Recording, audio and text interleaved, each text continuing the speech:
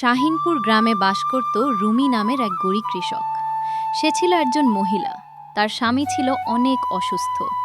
সে কারণে ওই কাজ করে নিজের সংসার চালাতো। তবে একদিন খেতে কাজ করে যখন সে বাড়িতে ফিরে আসছিল, তখন বাড়িতে এসে দেখল ভাবতেছে কি কালকে থেকে আমি কাজে যাব, তুমি বাড়িতে থেকো। তুমি পুরোপুরি আগে সেরে উঠে নাও, তারপরে থেকে কাজে যেও। আগে তুমি রেস্ট নাও। তা কি করে হয়, তোমাকে কাজ করতে দেখতে আমার ভালো লাগে না। আচ্ছা ঠিক আছে, এখন আপনি ঘুমিয়ে পড়ুন। গিন্নি, আমি আসি। আচ্ছা, সাবধানে এসো। রুমি স্বামী যখন খেতে এসে দেখল যে ক্ষেতের চারদিকে শুধুমাত্র কুফি আবর্জনা পড়ে আছে আর চারদিকের বই তছনা শুয়ে রয়েছে, তখন তার স্বামী অনেকটা ভেঙে পড়ে। রুমি স্বামী এসে রুমিকে ডাকাডাকি করল। ডাক শুনে রুমি এসে দেখলে তার স্বামী অনেক চিন্তায় আছে। কি হয়েছে? আপনি এত ডাকাডাকি করছেন কেন? কোন সমস্যাটি হয়েছে? গিন্নি, আমাদের সব শেষ। এখন কি করব বুঝতেছি না। তুমি একটা উপায় দাও। আগে কি হয়েছে তাই বলুন। আমাদের ফসলের ক্ষেত কে বা কারা এসে তছনছ করে দিয়ে গেছে। এখন আমি সবচেয়ে তুলতে চাই দেখে অবস্থা। আপনি কোনো চিন্তা করবেন না, ওই উপরওয়ালা ঠিক একটা ব্যবস্থা করে দেবে। তাই যেন হয় গিন্নি, তাই যেন হয়।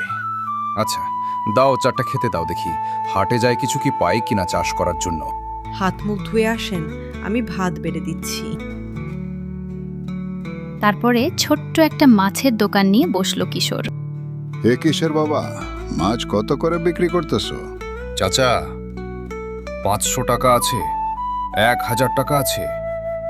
ইলিশ মাছ 1000 টাকা, রুই মাছ 500 টাকা। এখন বলেন কোন মাছ দেব? আমাকে একটা রুই মাছ দাও। দেন, আপনার ব্যাগটা দেন। বুঝলে গিন্নি, আজকে প্রথম দিন, আজকে মাছের ব্যবসা অনেকটা ভালো হয়েছে। তাই ভাবতেছি এই টাকাটা দিয়ে ঘরটা সারিয়ে আনিব। এক কাজ করেন, একটি দালান ঘর বানান। অনেকদিন থেকে আমার শখ, আমি একটি দালান হয়ে থাকব। এখন তো আপনার কাছে অনেক টাকা পয়সা আছে, এখন একটা বানাই ফেলেন। আচ্ছা ঠিক আছে, তুমি যা ভালো মনে করো। তাহলে কাল থেকে কাজ শুরু করি। দেখতে দেখতে একটা মাস কেটে গেল। এখন ওদের কাছে ভালো বাড়ি আছে, ভালো খাওয়ার জিনিস আছে, ভালো গাড়ি আছে। এটা ছিল একমাত্র ওদের ধৈর্য এবং ওদের সততা। এই ভিডিও দেখে আমরা এই বুঝি, ধৈর্য আর সততা আমাদের নিচু থেকে উপর লেভেলে উঠে নিয়ে যায়। আজকের থেকে আমরা ধৈর্য এবং সততার সাথে কাজ করে ভালো কাজে লিপ্ত হব।